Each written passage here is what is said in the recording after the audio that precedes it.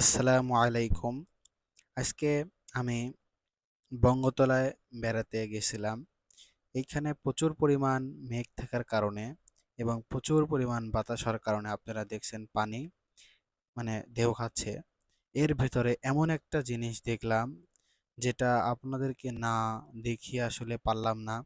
আমরা যখন বঙ্গতলা আসি সেই সময় একটি মানুষ বড়শি দিয়ে মাছ মারতেছিল এবং আমরা এই ঝড় বৃষ্টির কারণে আমরা যখন আবার আমাদের বাড়ির উদ্দেশ্যে রওনা হই, সেই মুহূর্তে দেখি তিনি এই ঝড় বৃষ্টির ভিতরে সবাই যার যার কাজ নিয়ে ব্যস্ত, কিন্তু আসরের ওয়াক্ত হয়ে যাওয়ার কারণে তিনি আল্লাহ তাআলার ফরজ আসরের নামাজটি আদায় করছে।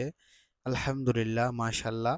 আল্লাহ যেন আমাদের সবাইকে ৫ ওয়াক্ত নামাজ পড়ার মতো তৌফিক দান করে এবং এই মানুষটির জন্য আপনারা সবাই দোয়া করবেন। দেখেন, আসলে তাকে আমি উদ্দেশ্য করে ক্যামেরা ধরি নাই।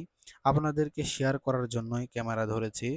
আপনারা দেখছেন আশেপাশে সবাই যার যার কাজ নিয়ে ব্যস্ত। কিন্তু সে ওয়াক্ত হয়ে যাওয়ার কারণে বৃষ্টি বাদল কিছুই দেখেনি, সে নামাজ পড়তিছে।